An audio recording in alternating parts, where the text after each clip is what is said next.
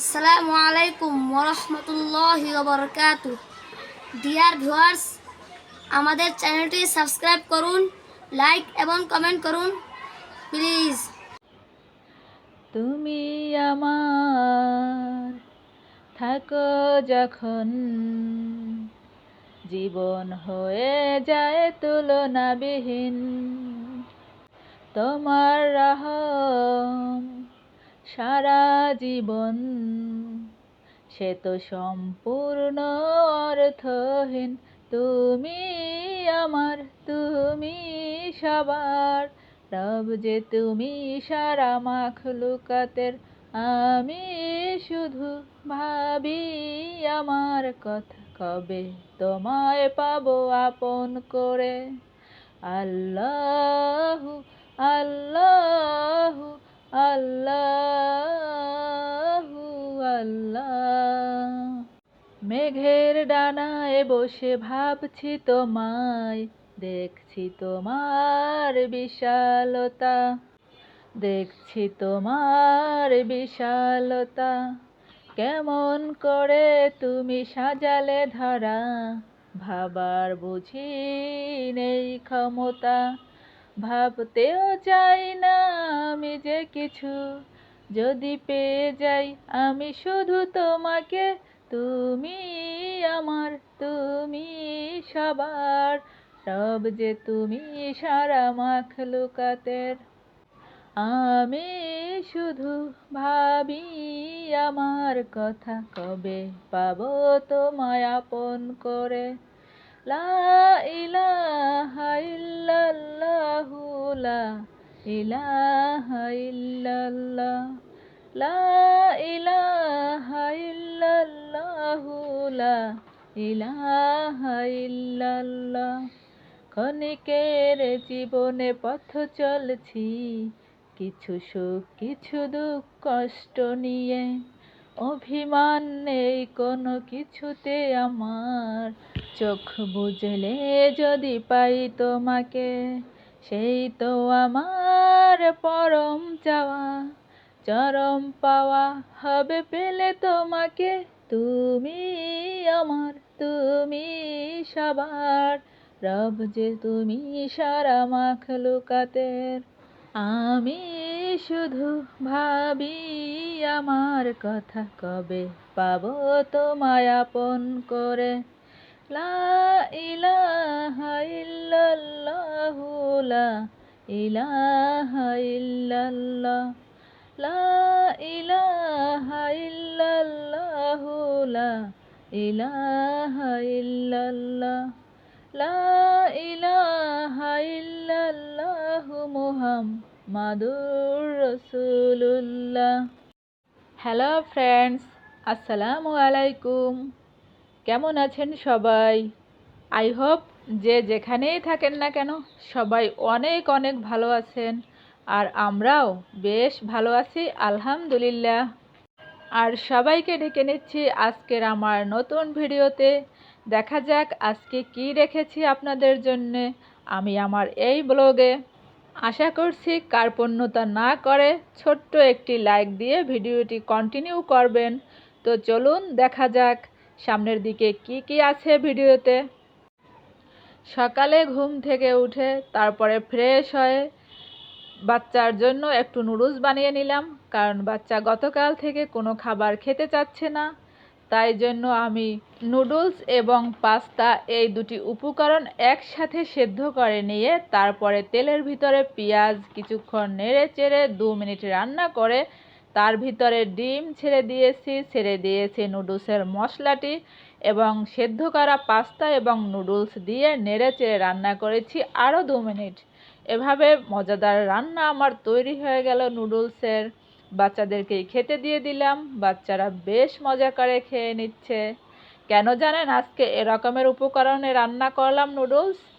কারণ গত কয়েকদিন শুধু পাস্তা বানিয়ে দিয়েছি, তো এখন আর পাস্তা খেতে চাচ্ছে না। তারপরে দিলাম নুডলস বানিয়ে, নুডলসও খেতে চাচ্ছে না। তো কি করলাম, নুডলস এবং পাস্তা একসাথে করে রান্না করলাম। তো দেখছি বাচ্চা এটা বেশ মজা করে খেয়ে নিয়েছে। তাই জন্য মাঝে মাঝে বাচ্চাদের খাবারে একটু ভিন্নতা আনতে হয়। বাচ্চাদের রুচি ফিরিয়ে আনার জন্যে। এই তো কথা বলতে বলতে আমি দুপুরের আয়োজন করে নিচ্ছি। এই যে আমি আজকে ইলিশ মাছ এখন তেলে ভেজে নিচ্ছি। ইলিশ মাছটা আমি সরিষার তেলে হলুদ এবং লবণ মাখিয়ে ভেজে নিলাম। তারপরে হাঁড়িতে পরিমাণ মতো তেল, তার ভিতরে দিলাম পেঁয়াজ রসুনের পেস্ট, আর সাথে দিলাম একটু দারুচিনি এলাচের পেস্ট করে, আরও দিলাম হলুদের গুঁড়া এবং মরিচের গুঁড়া সামান্য পরিমাণে, আর মরিচের ফালি দিয়েছি কয়েকটা, কাঁচা মরিচের ফালি, এবং পরিমাণ মতো লবণ দিয়েছি। আর এগুলোকে অনেকক্ষণ কষিয়ে নিলাম, অনেকক্ষণ বলতে 3 মিনিটের মতো কষিয়ে নিলাম। তারপরে ছেড়ে দিয়েছি আমি পুঁই শাকগুলিকে।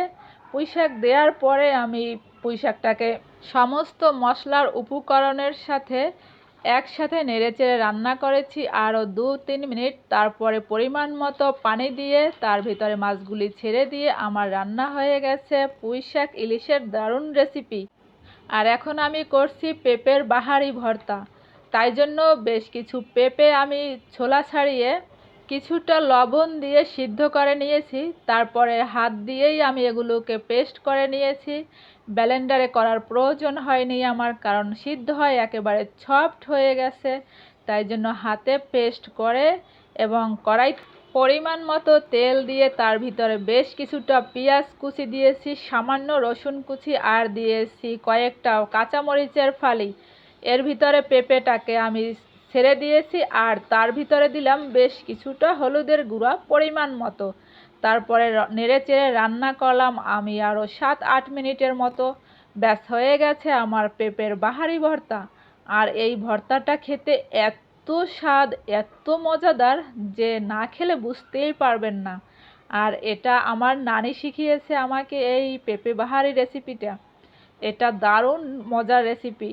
অনেকেই পেঁপে তরকারি পছন্দ করে না, পেঁপেকে অনেকেই অ্যাভয়েড করে, বাট এই রেসিপিটা যদি আপনি একবার খেয়ে দেখেন তো মনে হয় না কোনো দিন আর এই রেসিপিটা ভুলে যাবেন কিংবা এই রেসিপিটাকে আপনি অ্যাভয়েড করবেন।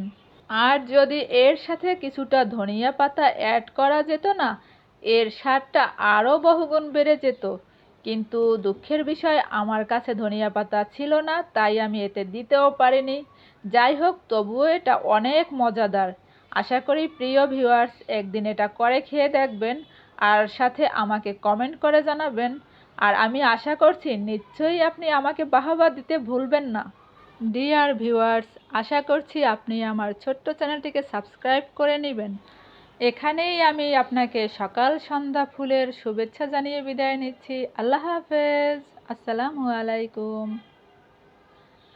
কারে দেখাবো মনের দুঃখ গো, আমি বুক চিরিয়া অন্তরে তুষেরি আগুন জলে রইয়া রইয়া।